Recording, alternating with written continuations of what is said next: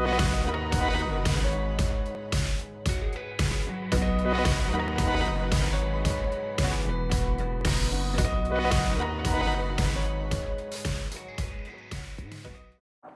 dia a todos e todas que nos acompanham aqui na página do Diário dos Campos em mais uma entrevista transmitida ao vivo. Hoje a gente convidou o Henrique Platec, que é membro da Câmara Técnica de Comércio e Serviços do Conselho de Desenvolvimento Econômico de Ponta Grossa, e publicou nessa semana um estudo sobre o impacto da pandemia nas empresas da cidade. Essa é a segunda fase do estudo. Teve a primeira fase publicada no início de maio, com as pesquisas respondidas no mês de abril.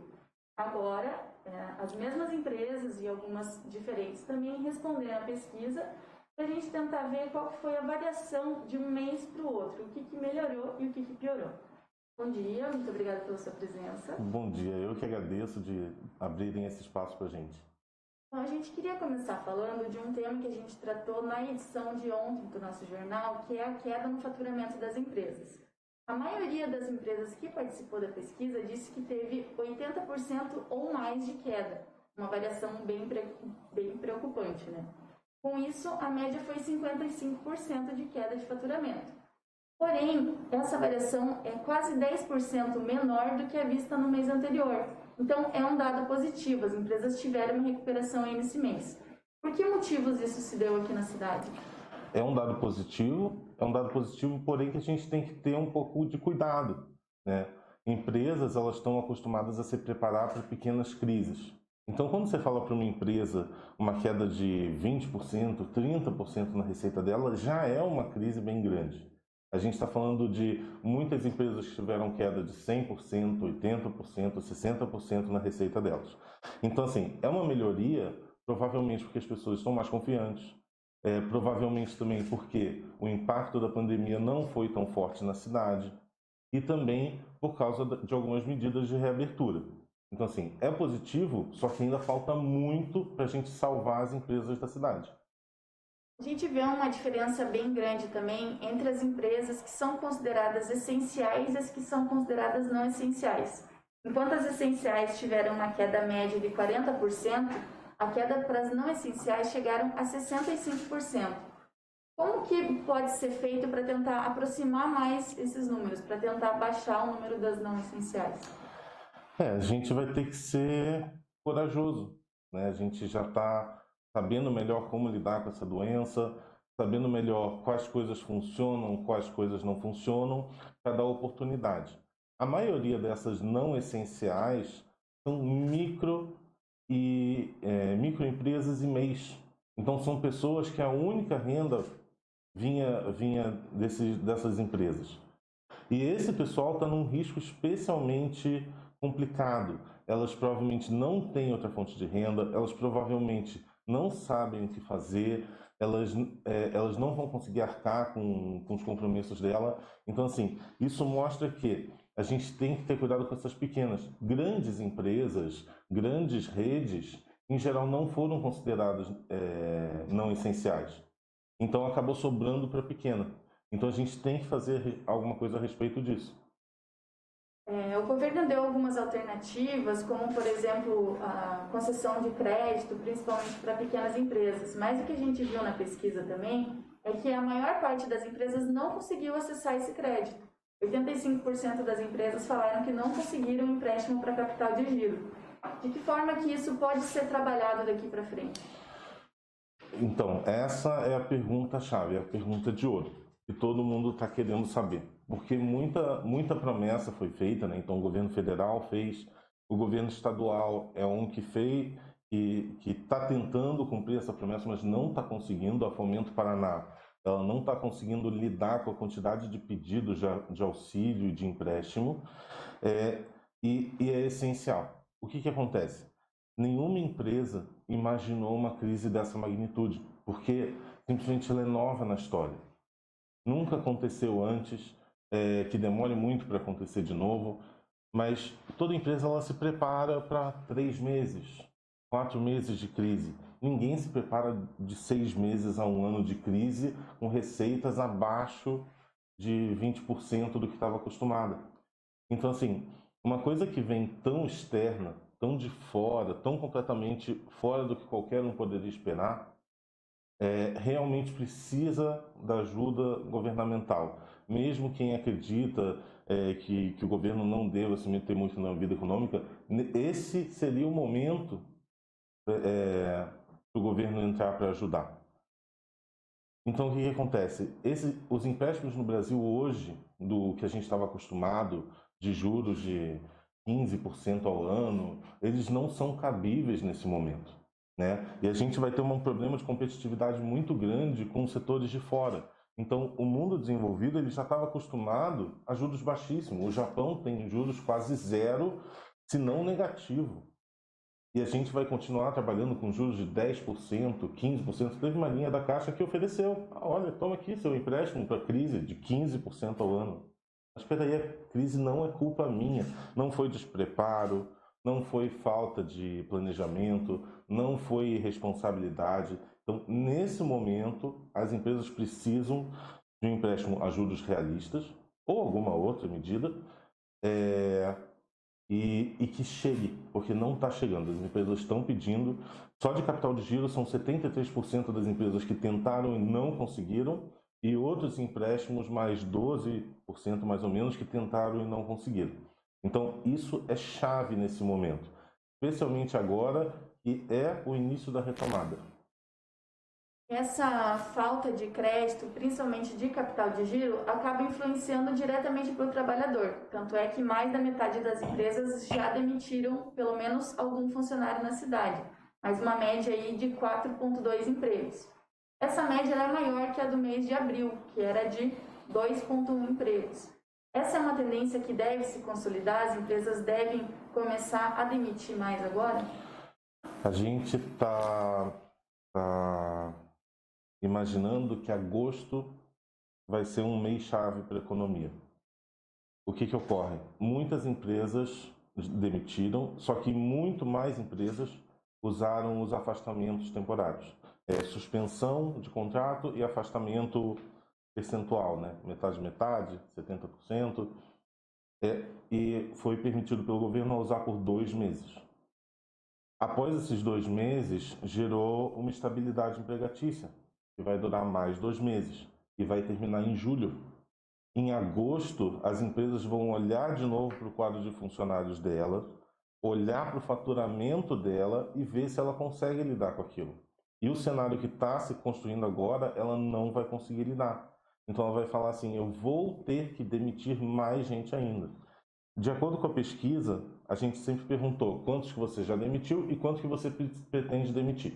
Na primeira pesquisa, já tinha demitido cerca, na média, de 2 funcionários, pretendendo demitir mais ou menos 4 funcionários no futuro.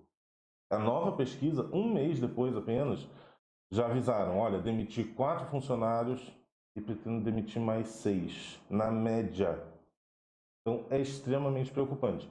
Essas pessoas sem renda, elas fazem com que a retomada fique muito difícil. Então, a economia ela é uma roda, né? Ela precisa de pessoas tendo renda para consumir, para pessoas terem renda. E vai e volta. Se a gente tiver demissões em massa, essa roda não vai girar. Então, é muito preocupante. Algo tem que ser feito. A gente acredita que sim, todos os governos, federal, estadual, municipal, estão atentos a isso. Só que o prazo é bem curto. A gente tem cerca de 1 mês e meio para lidar com isso. Um dado que chama atenção na pesquisa também é a porcentagem das grandes empresas que pretendem demitir. Enquanto em abril essa porcentagem era de 17%, agora em maio aumentou para 50%, metade das grandes empresas. Como a gente sabe, quanto maior a empresa, geralmente mais funcionários ela tem. Qual que deve ser esse impacto na economia e no mercado de trabalho de Ponta Grossa? É muito similar a outra situação, né? Quando uma grande empresa demite, ela não demite 5 pessoas, ela demite 100, 200, 300 pessoas. E não são 300 indivíduos, né? Acabam sendo 300 famílias e todo o consumo que elas geram. Então também é muito preocupante. Da mesma forma que tem que ter uma conversa, por exemplo, empréstimos seriam muito importantes para pequenas empresas, pequenas e micros. Tem que ter uma conversa E aí eu imagino que até mais direto e mais pessoal, para falar assim, grande empresa, o que você precisa? Como é que está a sua situação? Como é que a gente faz para você não demitir? Porque as empresas não querem demitir, essa é a verdade. Tipo, você precisa de alguma isenção, você precisa de alguma postergação de imposto, o que vai te ajudar? E assim, e vai ter que ser uma conversa um a um, porque está todo mundo sofrendo, e no caso de grandes empresas, uma empresa talvez signifique 300 empregos. E vocês percebem que esse diálogo tem sido feito com as empresas ou ainda não? Tem se tentado, muita coisa tem se tentado, pouca coisa a gente viu de realista. O que acontece? A nossa burocracia é muito grande, né? Isso vai atrapalhar, porque agora tudo tem que ser muito rápido. Nem eu te falei, a gente tem mais ou menos 1 mês e meio para ter alguma solução para não ter demissão em massa. É uma velocidade, assim, o Brasil vai ter que se acelerar. E de que forma que isso deve ser feito a partir dos funcionários, por exemplo? O que eles podem buscar fazer para tentar manter os seus empregos e também manter a economia girando justamente para ter essa estabilidade? Olha, o funcionário, nesse momento, ele tá de mãos atadas. Por mais que ele seja o melhor funcionário, por mais que ele seja um intraempreendedor, ele conversa com o chefe, olha, não, eu faço qualquer coisa, vamos resolver. A nossa legislação atrapalha bastante, nesse caso, né? A nossa legislação salvou, por um lado, e agora tem uma tendência a atrapalhar. É, Talvez seria uma boa opção o governo federal dar essa abertura para as empresas fazerem novos tipos de contrato, mesmo que seja por um período determinado, assim, para a gente poder falar assim, para o empregador, para o empregado poder falar assim, olha, não me demite, me coloque em meio período, não me demite, vamos fazer alguma coisa para que pelo menos eu não saia da sua folha de pagamento. Isso seria muito interessante. Eu espero que tenha alguém pensando nisso. Buscar esse diálogo mesmo entre o empregado e o empregador também. E a abertura burocrática para isso. E falando em setores e atividades econômicas, como a gente já imaginava, as empresas mais impactadas são as do setor de eventos, de hotelaria e também as academias figuram ali no topo da lista. O estudo destaca que devem ser desenvolvidas políticas públicas voltadas principalmente a esse segmento. Mas que tipo de ações podem ser tomadas para tentar recuperar o fôlego desse pessoal?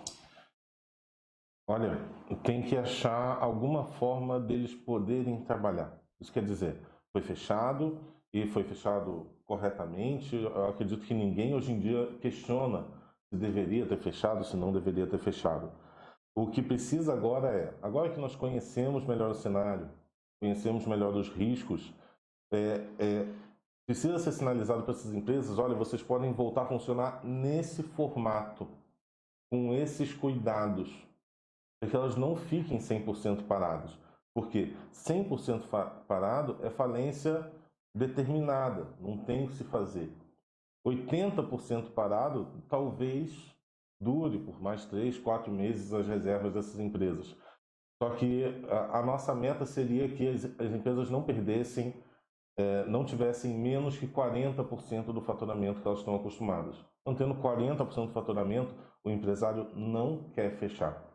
O empresário ele quer manter emprego, ele quer manter a porta dele aberta. Então, a gente precisa todos juntos, instituições, governos, universidades, achar formatos, olha, trabalha nesse formato e retorna um pouquinho do seu faturamento. O senhor é um representante também do segmento de hotelaria aqui da cidade. Quais ações que vêm sendo desenvolvidas especificamente por esse segmento, que é um dos mais afetados? Os hotéis nunca foram considerados não essenciais, né? Eles sempre puderam manter aberto. E por conta própria, os hotéis começaram a tomar cuidados, né? Higiene, limpeza tá no cerne da hotelaria, então não foi uma transição difícil. Muito rapidamente, os hotéis que escolheram ficar abertos desenvolveram novos formatos de café da manhã, porque a maioria deles trabalhavam com buffet, desenvolveram novas formas de limpeza e cuidados de higiene, cuidados com as camareiras, como receber as pessoas. Então, assim, os hotéis da região eles estão prontos e estão funcionando, a maioria deles, para receber as pessoas com segurança, sem problema nenhum. Tanto que não teve nenhum caso, ninguém que teve que ficar em quarentena em hotel, graças a Deus. Os hotéis estão prontos. A questão é, toda a mobilidade da sociedade como um todo está parada. Então, tanto entre países, quanto entre estados, quanto entre cidades, as pessoas estão evitando. Então, os hotéis mantêm aí uma perda de cerca de 70% do faturamento deles. É preocupante, não sabemos se todos vão poder se manter dessa maneira por muito tempo. A gente ainda tem, para o ano que vem, que vai ser o ano de retomada, 2 hotéis para abrir. Então, honestamente, não sabemos. A gente está, os hotéis estão que nem todos os outros empresários, torcendo muito para que as questões de saúde melhorem e para que as pessoas possam voltar a se movimentar. Quando a gente fala em hotel, a gente pensa primeiro em viagens a lazer e a turismo. E no momento estão suspensas justamente por conta do isolamento social. Mas a gente sabe que aqui na cidade, na região, a gente tem também muito forte o turismo de negócios por conta das multinacionais e das diversas empresas que a gente tem aqui. Como que está a movimentação nesse setor? Vocês sentiram alguma diferença desde o início da pandemia até agora? Tá tendo uma recuperação bem vagarosa, mas está tendo. Tem muita gente a trabalho aqui na cidade, felizmente. Por exemplo, se nós fôssemos somente turismo de lazer, a gente estaria praticamente zerado. Eu imagino que os hotéis estariam fechados porque não teria ninguém para se hospedar. Isso é um benefício da nossa região. Esse mix de áreas que a nossa região tem é um benefício. Na verdade, assim, comparando com outras regiões, o Paraná, Campos Gerais, tem uma força muito grande, porque a gente tem alguns setores que não foram nada afetados, inclusive, às vezes, aumentaram suas receitas. Então, a gente tem o agronegócio exportador que vai se manter muito bem. E as indústrias que usam do agronegócio exportador também. Então, a gente tem esse benefício, a gente tem que usar isso. Só que, mesmo que essas empresas continuem bem, a gente tem uma gigante gama de empresas de serviço, de produtos locais, de insumos, que servem à sociedade local, que essas estão em risco muitíssimo sério. Então, por mais que a gente tenha que ficar feliz que a gente tem essas empresas fortes que exportam, a gente tem que sim cuidar dessas outras, porque senão a recuperação vai ser muito lenta, vai ser muito demorada. Uma das novidades dessa edição da pesquisa é também um relatório exclusivo sobre a indústria. Por mais que seja o setor que foi indicado como menos afetado, as perdas elas são exponenciais, elas são maiores em volume. Tanto é que 90% falaram que reduziram a sua produção, por exemplo, e pelo menos 20% tiveram queda no faturamento. Qual que é o impacto dessas consequências negativas para a indústria, para a economia de Ponta Grossa, considerando tanto a empregabilidade como também a arrecadação do município e a geração de riquezas? Com certeza.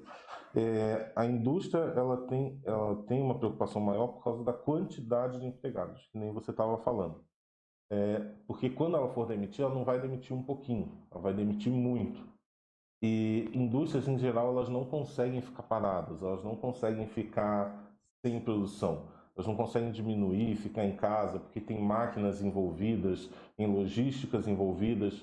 Então, a gente está falando em 40% de perda de faturamento, especialmente de indústrias que trabalham com o mercado interno. Isso é muito sério. Indústrias fazem investimentos de 20 anos, de 30 anos. Uma perda dessa pode desandar todo o fluxo dessas indústrias e pode gerar muito desemprego. O desemprego, por si só, gera a falta da economia de movimento, né? Da compra e venda, da receita, que gera mais receita. A gente vê que o impacto foi grande também quando a gente percebe que metade das exportadoras teve queda na receita, mesmo nesse momento em que o dólar bateu recordes de cotação, né? O pessoal vendeu em dólar, mas mesmo assim caiu a receita. Qual que deve ser o comportamento tanto das exportações quanto da demanda interna para os próximos meses? A gente acredita que as exportações vão normalizar. Ela provavelmente vai descer da mesma forma que vai ser a recessão mundial. Então, tendo uma recessão mundial de 10%, que é gigantesco, também vai ter uma queda nesse aspecto. A maior preocupação é o mercado interno. Uma das coisas que a gente pode e deve fazer, mas aí focando em indústrias e serviços e produtos com o mercado interno, focar para que a gente use nosso dinheiro sabiamente no local. Tá? Então já tem várias instituições se mobilizando, a gente está fazendo um esforço para que elas se unam, para fazer campanhas muito sérias para que o consumo seja local.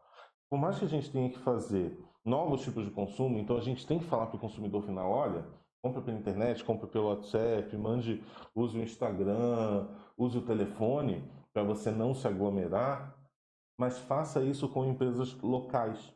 Então vocês vão ver nas próximas semanas campanhas muito fortes a respeito disso. Isso é muito importante. Por quê? Por mais que seja interessante pensar assim, não, somos um só, o Brasil é grande, a gente também precisa consumir do Nordeste, também precisa consumir do Sudeste. É muito importante você poder contar com o capital que você já tem em loco para sua recuperação ser mais rápida. Então, a gente tem que falar muito para a população. Você vai consumir, consuma daqui, consuma do seu bairro. A roupa que você vai comprar, por mais que você compre online daqui, não tem problema nenhum com isso. Por mais que você vá fazer o eletrodoméstico, pense em pegar de uma loja daqui, porque já tem estoques aqui. A gente usar esse estoque para reaquecer a economia é muito interessante. E vai ser um dos fatores que vai dizer qual região vai se recuperar mais rápido e qual região vai demorar mais.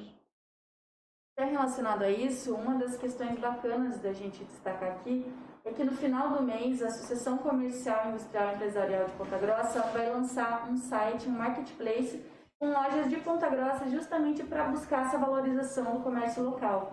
Na semana passada a gente fez uma entrevista ao vivo com o diretor de marketing da associação, que está disponível aí no nosso Facebook, no nosso site, no nosso YouTube, para quem quiser saber um pouquinho mais dessa iniciativa.